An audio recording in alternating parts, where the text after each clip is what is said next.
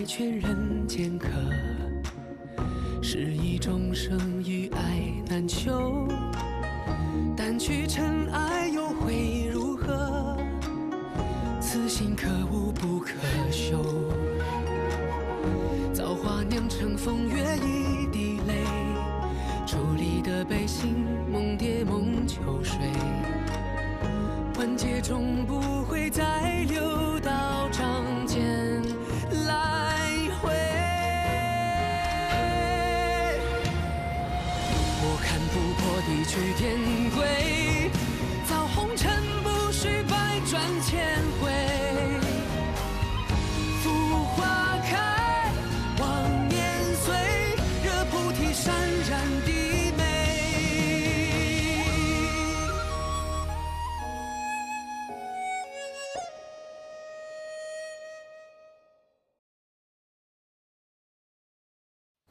你区区一个凡人，也敢在我面前说三道四？哎，龙王，这位龙王您别生气啊，误会了。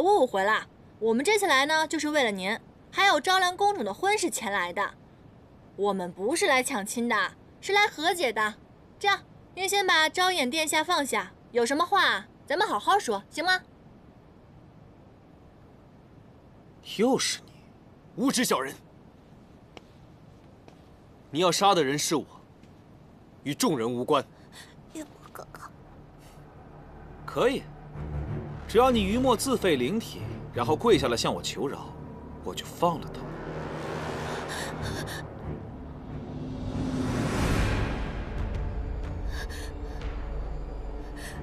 不要！这是你们两海之间的家事，我本不愿意插手，可是昭兰有恩于我，你却不分青红皂白，屠戮南海亲卫，又伤害昭兰亲父，你莫要逼我出手。哼，在我眼中，你们已是必死之人，还说甚慷慨之词？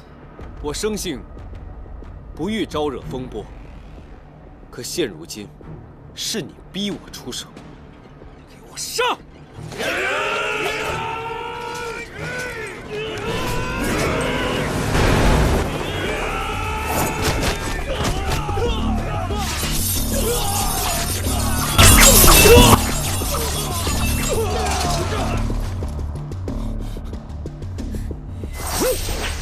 小心！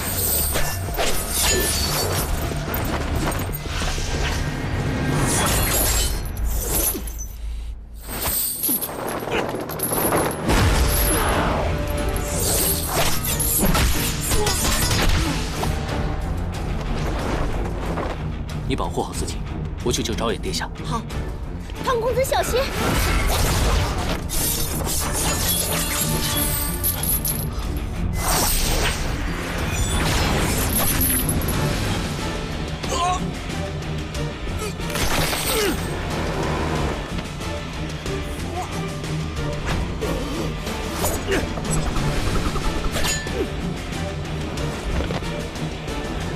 我来。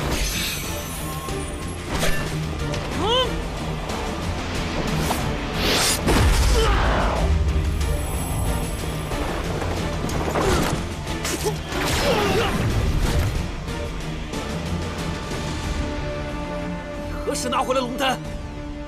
水火之王，四海之主，他是九旗。九旗竟然还有血脉存于世间，他竟是九旗之后。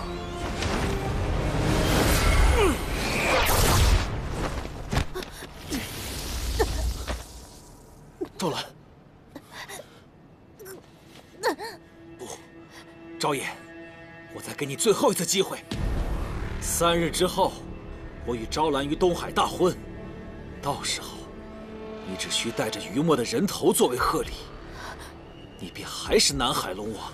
若无这份贺礼，吉日一过，我大军攻入，你南海青龙族必将不复存在。赵兰，女儿。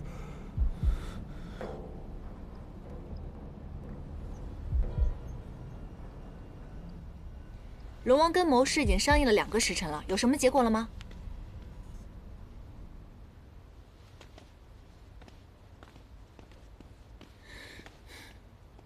这个龙王不会真听了敖轩所言，砍了我们的头去当贺礼吧？还有你啊，于墨，你是9期这事儿怎么没早告诉我呢？我只是不知该如何开口，并非刻意隐瞒。哎，我不是计较这个，我生气的是，早知道你不是黑鱼，我天天炖鱼汤喝了。如果这次我真死了的话，那我辛辛苦苦白活了一场，我连鱼腥味都没有闻到，这是我心头一汗啊！若昭衍殿下真要砍于墨脑袋的话，你觉得我们还有机会坐在这儿吗？敖轩为了逼婚大开杀戒，将南海之首视同微末草芥一般，可见其品性暴戾。若真奉此人为尊的话，这四海日后恐怕就只有敖轩一人为王了。可昭兰公主还在敖轩手上，我们在此是祸非福，实难揣测昭衍殿下如何计量。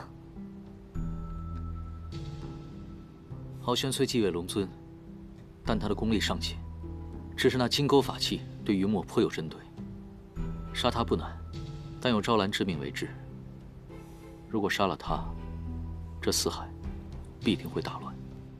唐公子说的极是，如今9期之力一显，四海震动，西海、北海必定人心惶惶，这桩家事恐会化为兵变。唐公子，你身份尊贵，应以避难之事为先，实不宜卷入其中啊。圣德姑娘，你说自己是偏门小派的术士，可现如今，你却上识天条秘辛，下察四海变动，还指点起我们来。姑娘的法力和门派，我可真是好奇啊。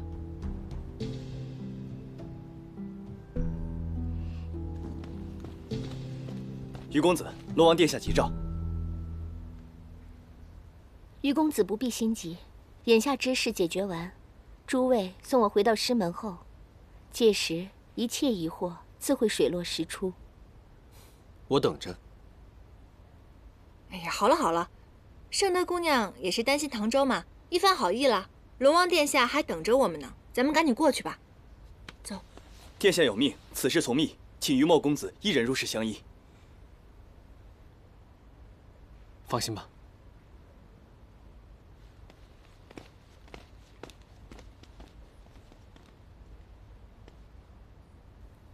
若要得邯郸之心，必得先除去此人。以我的功力杀不了他，须得找个帮手。殿下的意思是要我将敖轩取而代之？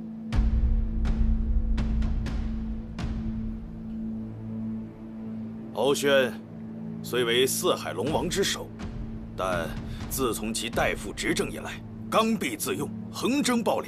继位之后，更是变本加厉。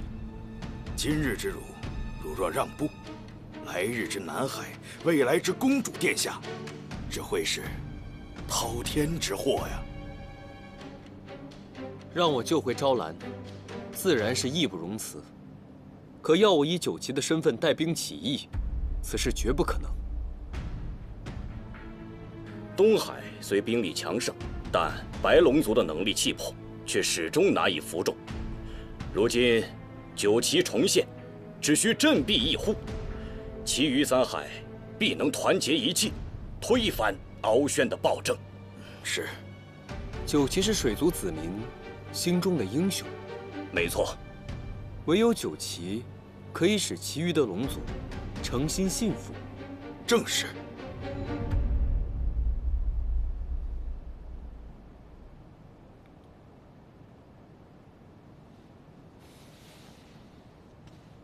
有一句话，我想问过殿下。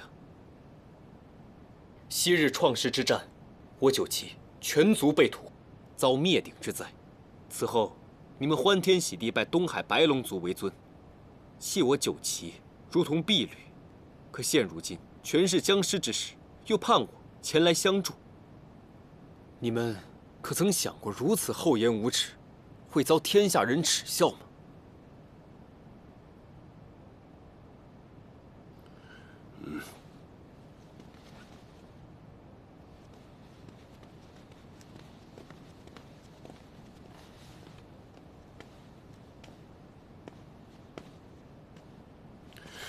殿下，殿下不必如此。我不爱权势，亦不信权势。此生最大的心愿，便是护一方净土，受心爱之人余生。除此之外，别无他想。殿下若长跪不起，我的初衷也绝不会变。殿下，此跪不为恳求，只因愧悔。因果报应，终有这么一遭。玉墨，如我告诉你，昔日九旗灭族是他人陷害所致，你本该就是四海之主，他们本该就是你的子民。这方净土，你要不要护？昔日龙族支援军正是上任东海龙王率领，他不仅未加支援，反而趁九旗战敌力竭之时追杀驱赶，令九旗误入修罗族陷阱，全军覆没。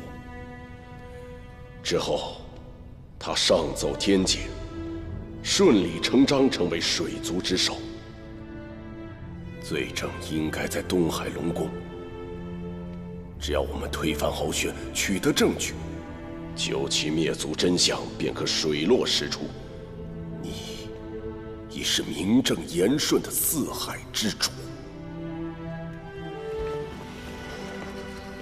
于墨，你回来了，怎么聊这么久啊？我看你脖子没事儿，难不成龙王想让你当上门女婿？哎，怎么了？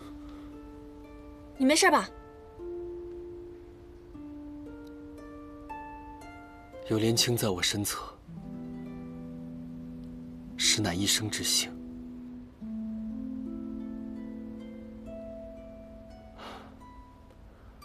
方才昭衍殿下邀我同他一起联合西海和北海，推翻敖宣暴政，救回昭兰。我即刻便要前往西海。我同你一起去。不可，西海和北海的意思尚未知晓，而且你们三人皆非水族，还是留在此地比较稳妥。这也是昭衍殿下的意思。莲青对我的忠心，我记下了。放心，我定会安然归来的。唐周，颜旦就托付给你了。是我抓的妖，本该由我负责。哎，不必了，不必了。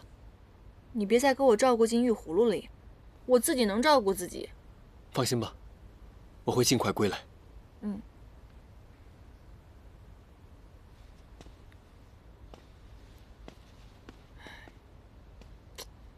你说于墨去一趟西海，会不会又拐回一个西海公主啊？怎么，你吃醋了？啊？说的什么话？我们全延兰山上下都希望我们山主早日走出情伤，娶一个山主夫人呢。我当然要事事留心了。若是真有点苗头，我得赶紧回去通知百灵，让他准备聘礼。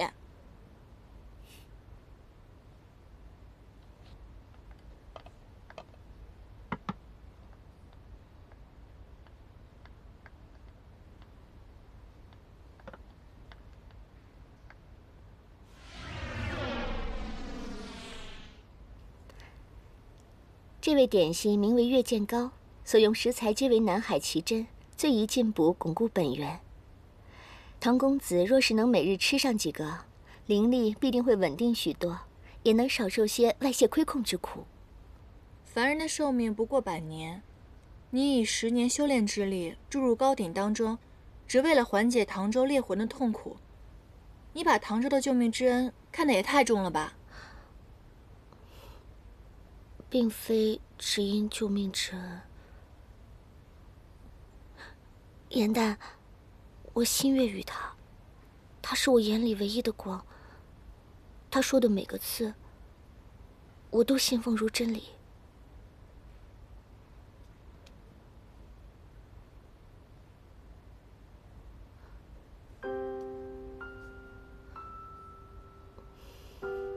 你为何这副样子？难道你也心悦于他？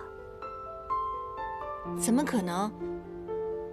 我连七情六欲到底是什么，都还不太清楚呢。可是你们两个不是才刚刚认识的吗？我不是说过，我能看见人的过往当下吗？以前我们在天界为仙时，我与他厮守了一世，这是生生世世注定的缘分。难道爱真的是命中注定的吗？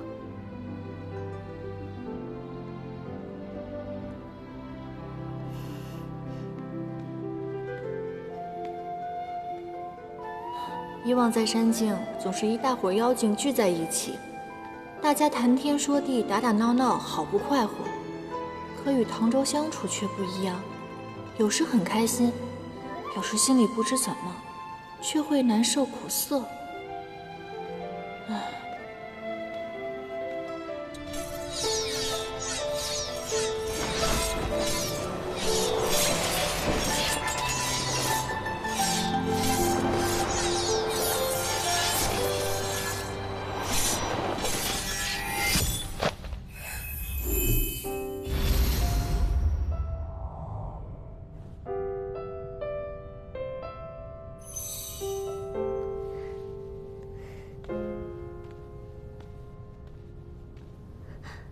有劳。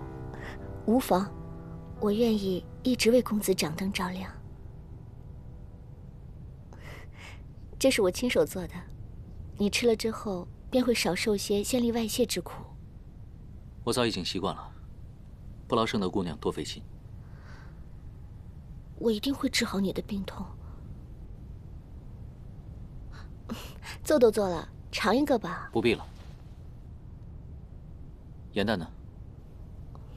他知道了月见膏的方子，去龙宫外的峡谷采药了。或许是想亲手做给于公子尝尝。宫外峡谷漆黑一片，很是危险。我现在去找他。这糕点，我回来再用吧。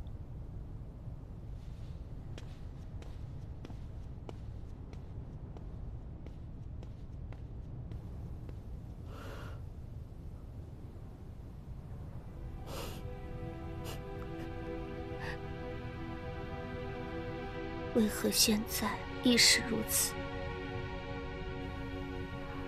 只要有他在，哪怕我倾尽全力，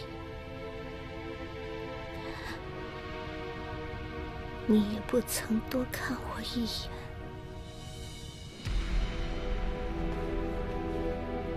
这么深，也不知道我的真身能不能支撑得住。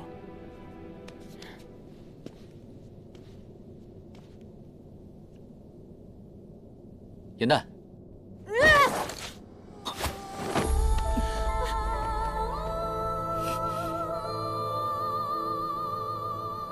愣着干嘛？拉我上去啊！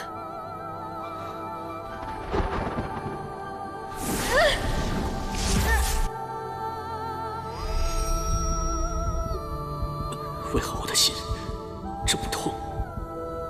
唐周，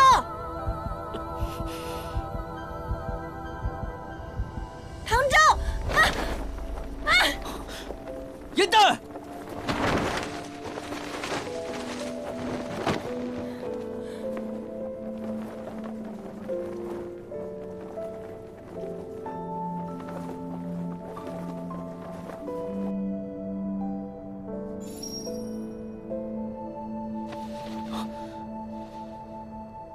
你这小人！我刚刚在上面明明挺好的，你非要喊我，喊我不说，还故意松手，安的什么心啊？我并非有意松手。刚刚那个场景，我梦到过很多次。怎么可能啊？你一个捉妖师，怎么可能会梦到我一个莲花精呢？自恋什么呢？不是你，我也不知道他是谁，或许是我从前的孽债吧。这太多次了。我眼看着他伤心欲绝地跳下桥，却始终看不清他的面容。可能是你喜欢的女子吧，我经常在话本看到，说是以前亏欠的情缘，如今便要再续。口口声声说要摒弃情爱，结果呢，你却念念不忘。看来这凌霄派的掌门你是做不成了。或许你梦中出现的那个女子是圣德？不可能！怎么不可能？圣德曾经说过，他跟你厮守了一生呢。我自己的心，我自己最清楚。你要裁好了没？裁好了，我们就上去。这水母散落的光绪便是药引，只可惜招也太少了。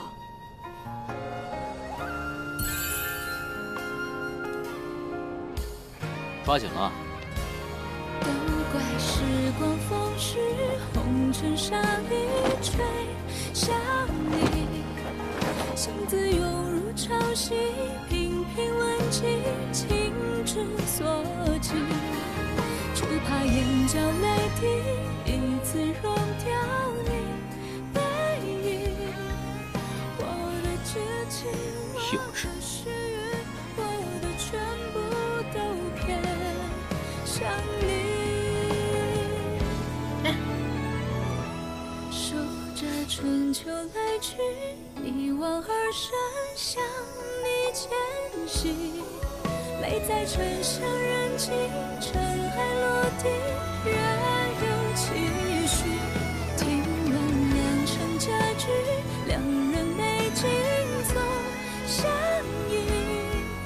风凉本性，冰生一地，不妨似雨大梦不醒。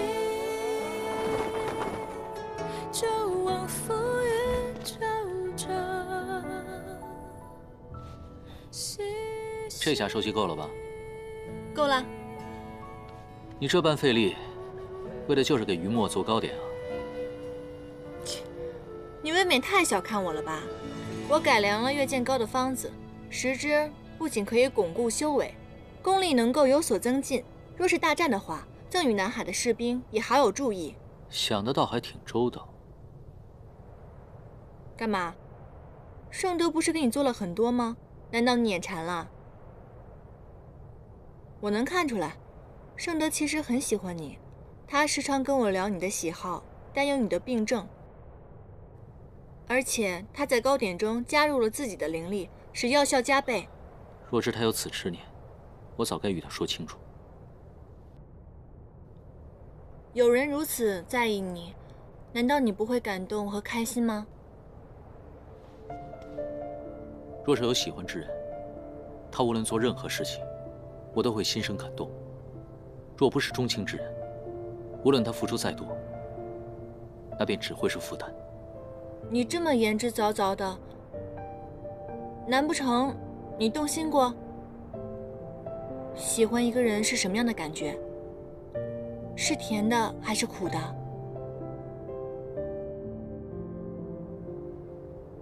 你管我？无论是苦是甜，我这修炼之人是无缘体会了。切，我才懒得管你呢。我去练剑了。啊，对了，你要再乱跑的话，再有下次，你就乖乖的进玉葫芦里。这小人，平日里口口声声的说不染红尘一念，被我揭开真面目，便要翻脸不认账。小人。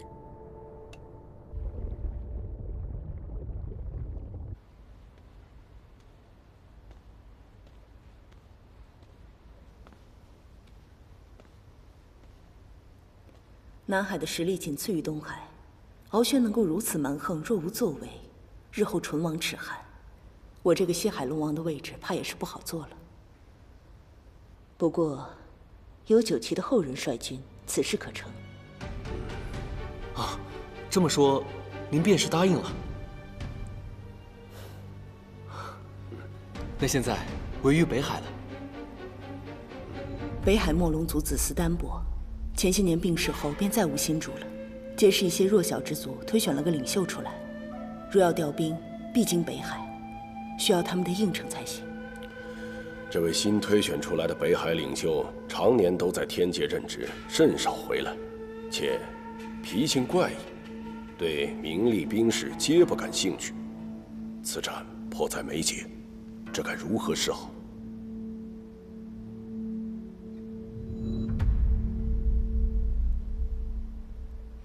如果没有猜错的话，这北海之主，应该是蒙着黑布的这一位吧？是，但并非我因他不是龙族而心生怠慢，实在是此人言行怪僻，连入画时都不收敛一二，摆出来，怕有失庄重，让人笑话。无妨，那可否揭开一看呢？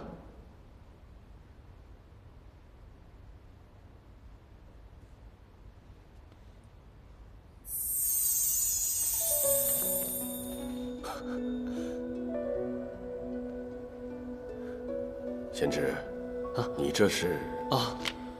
不知您可否借我笔墨纸砚一用？如若收到我的亲笔信，此人定会前来相助。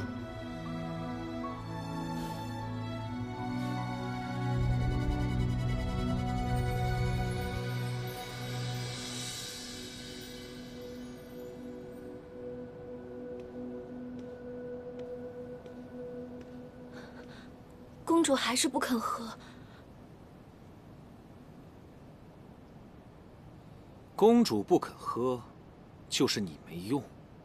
无用之人还留着做什么？够了！他虽是奴仆，也是你东海的子民，你别这么残暴，御下吗？是又如何？是你被迷了心智，眼里心里都只有那个于墨。我就算为你做再多，在你心里也不过就是糟粕。敖轩。我之前确实是真心实意想要嫁与你，但是你始终不愿意相信。你口口声声说的心意，便是斩断我父王一条手臂，残害我南海子民。你这样的心意，我宁可不要。昭兰，我会对你好的。我自小就把最好的、最爱惜的、最温柔的一切都给了你。只要你父王听我的话，我就会给他尊荣，给南海尊荣的。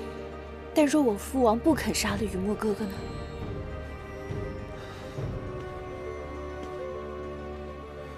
于墨不过是个罪族孽子，昭衍犯不上为他牺牲全族。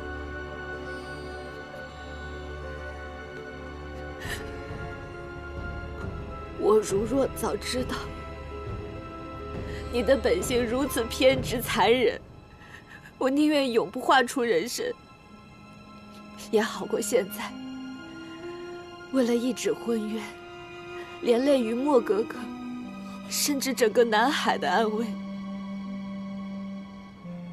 敖轩，我拦不住你，但如若你再伤害我所爱之人一根毫发，我便立刻自尽。你。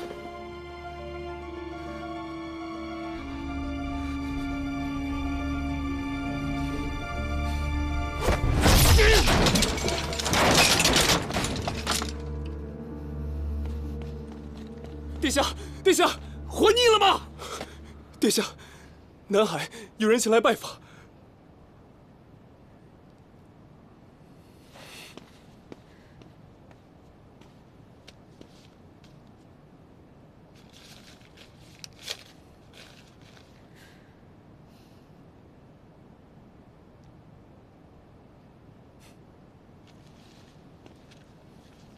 昭兰，你注定是我的王妃，东海的王后。你的生死由不得你做主，但南海的生死，全在你的一念之间。我就算留不住你的心，我也不会让你离开东海半步。别把我逼到那一步。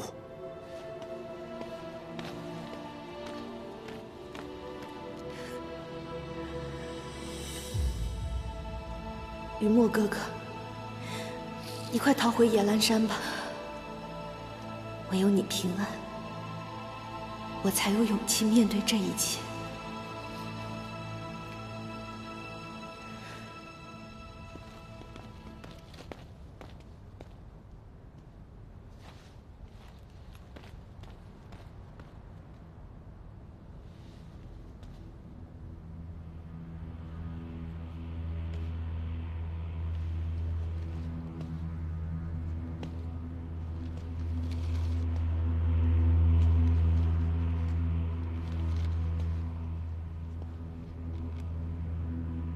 殿下此番神情，应该是证实了我所言非虚。难怪当日碎魂钩伤不了他，招揽竟以逆鳞相赠。若不杀了他，我怎么忍得了这份屈辱？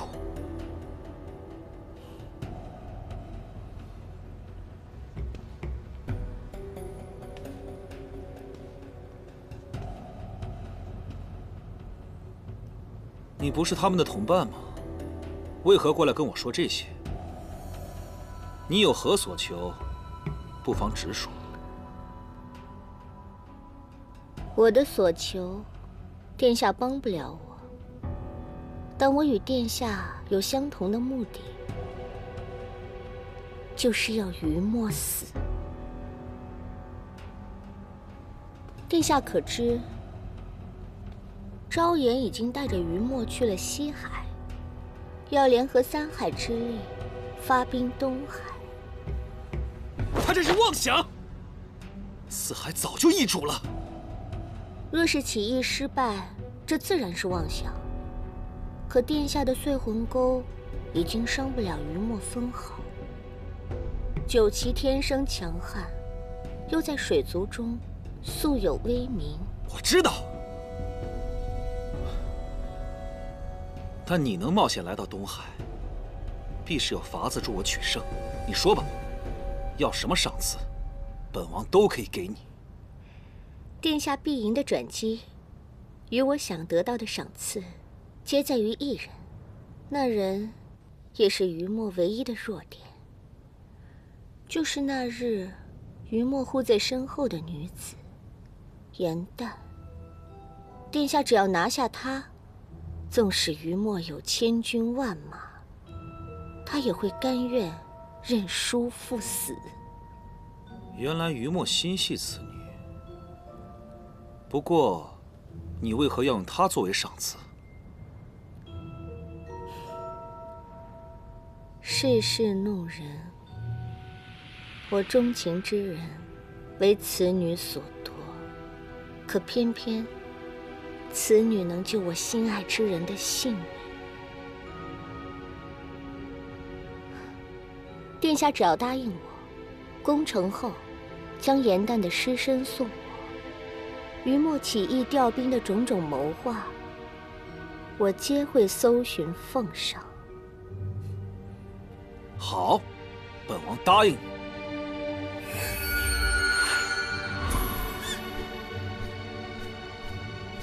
这是本王的家传灵兽无影兽，有任何风吹草动，你都可以用它传音传影于我，避免东南海之间往来繁复，惹人生疑。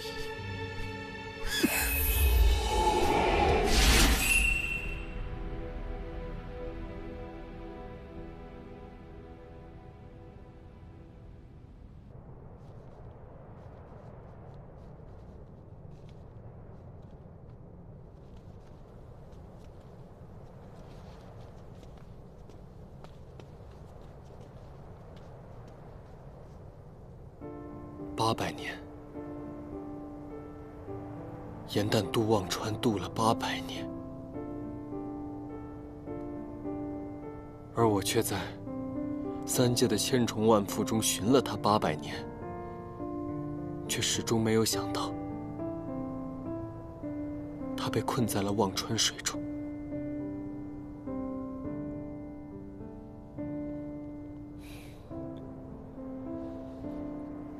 你也别太过自责。清起元灭，终有定数。还好，应元帝君及时。我不想听他们2个之间的事情。无论他做些什么，都无法弥补严旦心中的疮痕。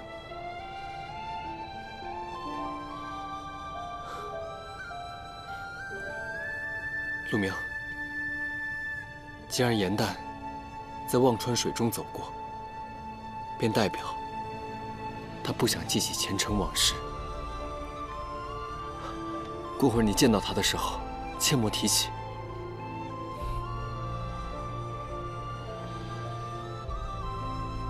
现如今，他每日逍遥自在，日行一善。我希望往后的日子，他能始终如此。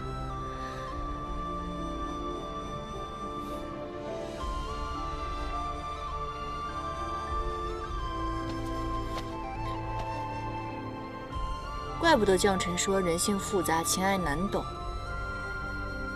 这唐周和盛德口中的喜欢，意义截然不同。或许情对于每个人来说都是不一样的吧。唉，我这红尘路上记的都是别人的情爱与故事，我自己的呢？严旦，云墨，你回来啦！严旦，我好想你啊！哎，别激动。这位仁兄，你谁啊？他谁啊？啊，你不是喜欢找靠山吗？我特意给你带过来一个特别厉害的靠山，他是北海龙王，又是鲛人族的族长，陆明。神仙啊！不是，你这有什么话好好说，你哭什么呀？这位神仙，你是怎么知道我叫严旦的？那个，我看过你写的梨园会，当真是妙笔生花，曲折动人，甚是仰慕喜爱。今日终于如愿相见了。梨园会，我几十年前写的，没想到都传到神仙的耳朵里了，我好厉害！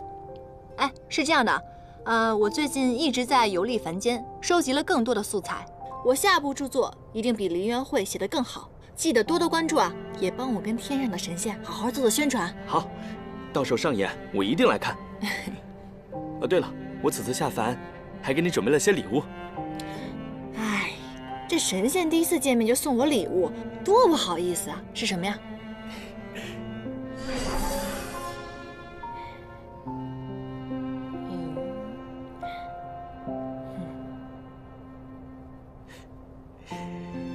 哇，真没想到啊！你们神仙的西瓜这么好吃。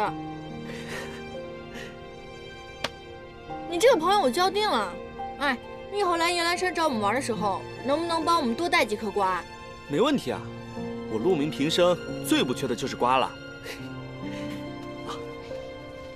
这西瓜种子全都给你了，保你以后一年四季天天都有瓜吃。我平日里当差忙得很，要是得了空，我一定也去宜兰山小住。到时候你可得日日来陪我聊天解闷哈。没问题。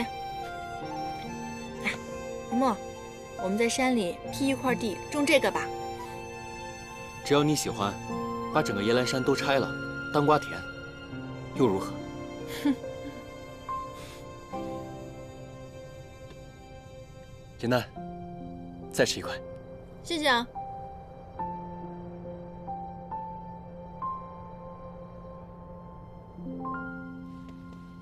也就是说，如果你杀了敖轩的话，你不仅是万妖之王，还能够成为四海之主了。哼，我就说嘛，我八字一定带旺。我找靠山，就算找了个麻雀，这麻雀都能变成凤凰。谁说不是呢？说不定若是没有你的话，我还是一条小黑鱼呢，怎么可能成为九旗呢？哎，说真的，你到底希不希望我成为四海之主啊？你知道吗？找靠山最重要的不是找一个厉害的靠山，那请教一下，该找什么样的靠山啊？当然是找一个快乐的靠山啊。哦，如果你当上四海之主，你并不快乐，那我自然也没有好果子吃了。你快乐我就快乐，你不快乐我这辈子就不快乐。你放心吧，我定会让你快乐。哎，你有没有看那些戏文里写的厉害的人物啊？都要苦其心志，劳其筋骨，要挨饿受气，还要心怀天下。我这么一想，如果换作是我，我心里想装着一件事都难受，更别说塞进全天下了。我总不能为了我的面子把你推到火坑里吧？是，我是做不到心怀天下。我的心里一直装着一个人，这天下对我来说根本就……主帅，主帅，我们去操练了。接着说，你刚才说什么？你心里装着一个人，什么人？我是说，只要连青在我身侧，三界四海又有什么稀罕呢？我信你才怪呢！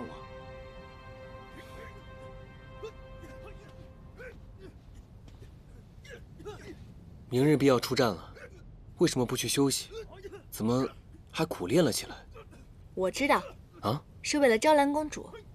我刚刚给这些士兵送糕点的时候就已经听到了。这位昭兰公主虽然是名女子，但颇有君主的风范。而这个敖轩上任之后呢，穷兵黩武，增加了四海的赋税，如果交不上者，皆杀之。可这个昭兰收编了这些交不上赋税的壮丁，每个月呢按时给他们贴补，这样既不得罪敖轩，还能够维持他们生计。哎，说昭兰公主是他们的再生父母，也不为过了。是啊，希望昭兰公主能够安然归来，才能配得上这些壮士们的忠心啊。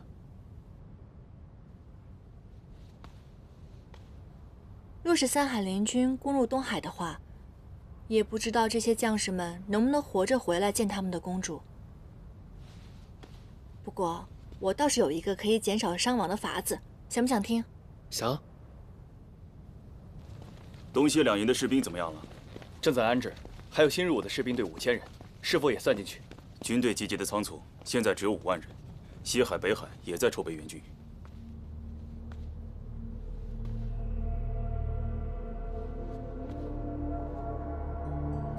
不行，风险太大了，事关生死，不可胡闹。此法风险虽大，但若是一旦成功，便会有将近10万水族战士窒息干戈。我妖法虽然没有那么高超，但是保护自己肯定没问题的，相信我。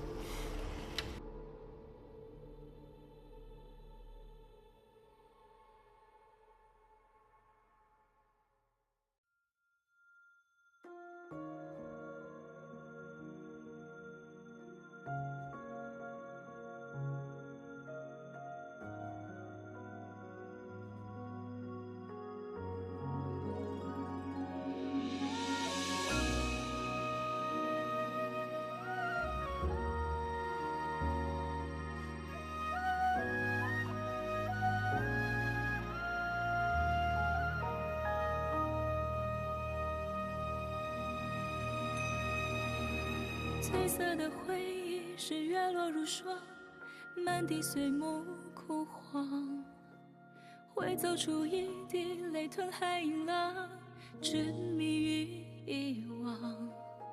走到从此天各一方，走到你乡，回过头为我生遗忘。催眠的缘分在暗夜里藏，青子落晚香。寂寞的汤烫出思念的伤，遗忘岁月凉。洗尽纤尘仍有你依稀模样。轮转中为思念疯长。已是繁华人间一场落花风，平添一池落花中，看破红尘的眼红。你是遥遥天上一捧秋月容，只敢萧瑟不敢浓。梦中有两人与共。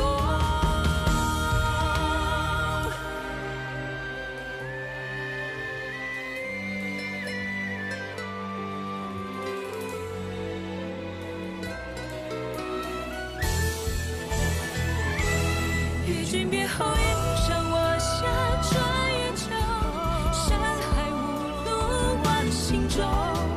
欲别还休几时冬？袖烟火岸上有白首，一朝天涯熬红豆，去到人间锦绣好时候，胆敢再开人厮守。